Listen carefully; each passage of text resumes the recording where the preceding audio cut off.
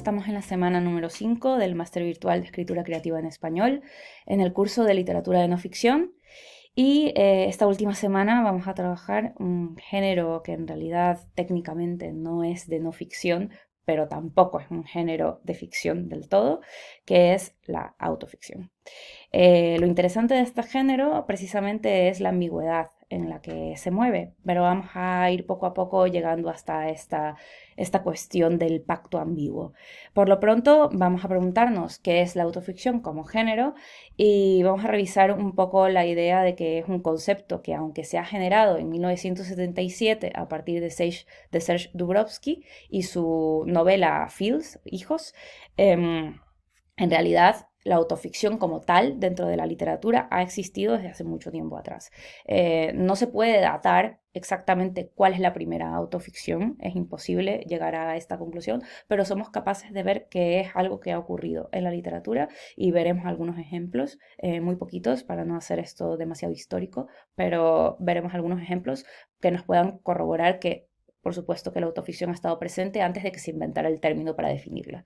Entonces, Dubrovsky crea en 1977 el concepto, acuña el término de autoficción para hablar de uno de sus textos en los que el personaje principal tiene su mismo nombre, tiene el nombre de Serge Dubrovsky, y sin embargo todas las cosas que le pasan en el libro no son cosas que le han pasado a él en la realidad. Pero escribe a partir de un personaje que tiene su mismo nombre y en la novela, el texto literario, lo que hace es ficcionar sobre él mismo. Diríamos entonces que la autoficción es una obra de ficción que, sin embargo, aparenta ser autobiográfica, de tal modo que los límites entre realidad y ficción quedan borrosos, como lo habíamos comentado antes, ¿no? Lo interesante de la autoficción es que tiene un objetivo, que es precisamente generar una sensación de ambigüedad. Esto es una categoría bastante extraña porque todos los otros géneros literarios lo que buscan es dejar claro cuál es el pacto, ¿no? Es decir, yo tengo un pacto de veracidad en un diario real, ¿no? No un diario novelado, sino un diario real, tengo un pacto de veracidad. En un texto de ensayo literario tengo un pacto de veracidad. En un texto de crónica literaria tengo un pacto de veracidad. Pero en el género de autoficción no existe el pacto de veracidad, pero tampoco el pacto de ficción. Entonces queda un poco, digamos, diluida la idea de cuál es el tipo de pacto que vamos a tener aquí. Y por eso es que a Manuel Alberca en el libro base va a hablar del pacto ambiguo, que es el pacto que establece la autoficción. Un pacto de ambigüedad en donde el lector sabe que no va a saber cuando lea el texto hasta qué punto esto es real y hasta qué punto esto es ficción. Por lo tanto, entendemos que la autoficción como término está compuesto por dos palabras, básicamente. Auto, evidentemente la presencia explícita de la identidad en cuanto a la identidad nominal, en cuanto al nombre del autor o de la autora. Hay un yo que es un autor o una autora y que a su vez es narrador o narradora, ¿no? Es decir, aquí no hay una separación entre él o la narradora y él o la autora, o sea, no existe tal cosa como la separación. Eh, Hay una voluntad de borronear esas separaciones y hacer que autor y narrador sean la misma cosa, ¿no? Luego, tenemos por un lado el tema de la ficción, que significa invención. Entonces, si bien hay un borroneo de las delimitaciones y por lo tanto parecería que va a haber un texto compacto de veracidad, la inclusión de la ficción tiene que ver precisamente con la invención y el juego que se hace a partir de esa identidad nominal. La autoficción es un género, además, que ha tenido gran auge en los últimos tiempos. Básicamente es un género, como dice Manuel Alberca, de la posmodernidad.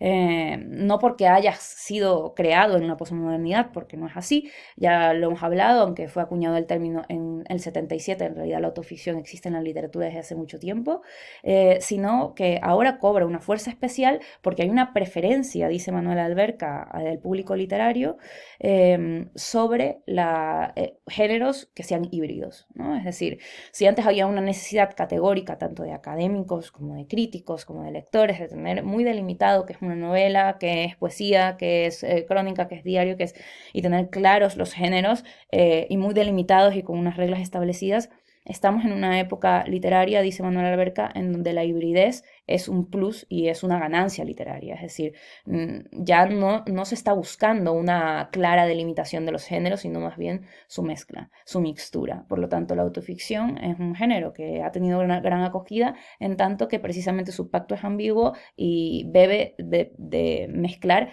básicamente dos posibilidades, la posibilidad ficcional y la posibilidad autobiográfica.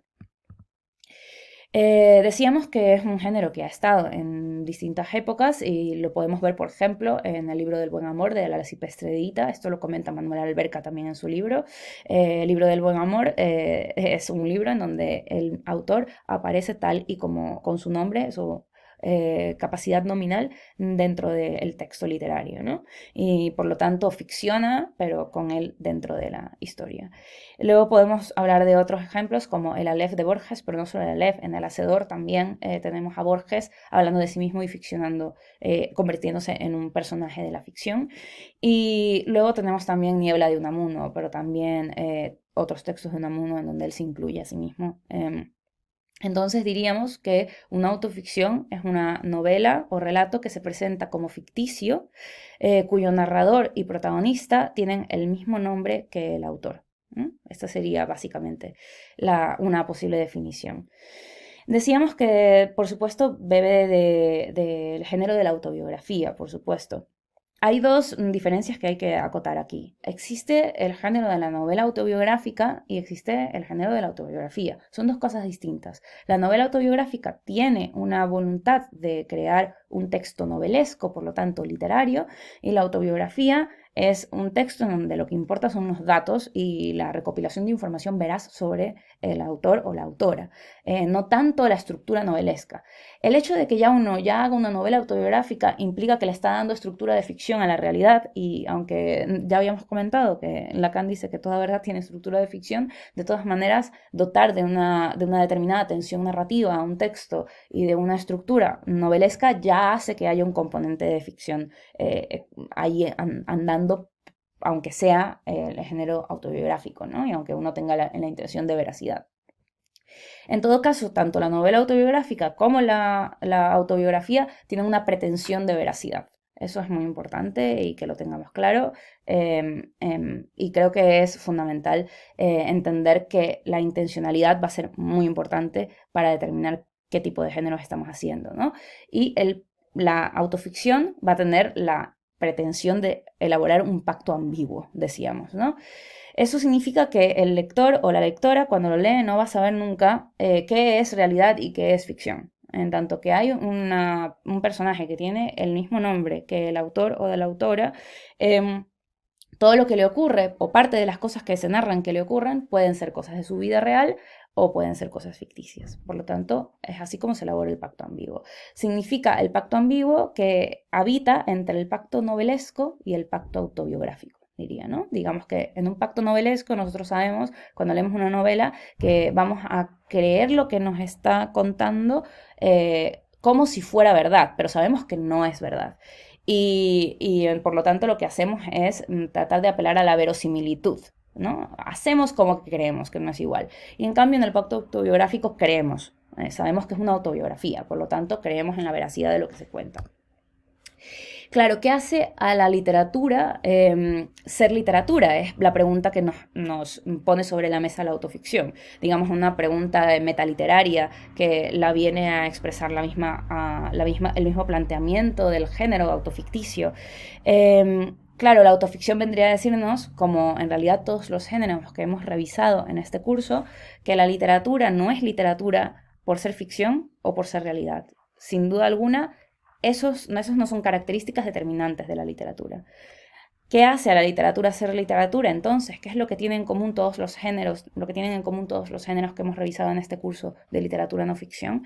Tienen en común una escritura que conmueve, que remueve o que conmociona o que genera algo en la mente y en el cuerpo, sin duda. O sea, una labor de escritura, de encontrar una palabra sensible. Eso lo tienen en común todos los textos que hemos revisado hasta ahora. Y luego, que es una escritura en donde por esa palabra sensible logra producir un placer estético en el lector. o en la lectora, ¿no? Entonces diríamos, por lo tanto, que el concepto que teníamos antes de qué es literatura, en donde se relacionaba la literatura estrictamente con la ficción, no es algo que perdura hoy en día. La literatura es algo más y no tiene nada que ver ni con la ficción ni con la realidad. La ficción o la realidad son características que no determinan si un texto puede o no puede ser literario. Y nada, espero que les haya quedado claro la clase magistral de hoy. Si tienen alguna duda, por favor escríbanme y por favor revisen las lecturas del libro base y los recursos complementarios. Suerte con la autoficción que vayan a crear esta semana.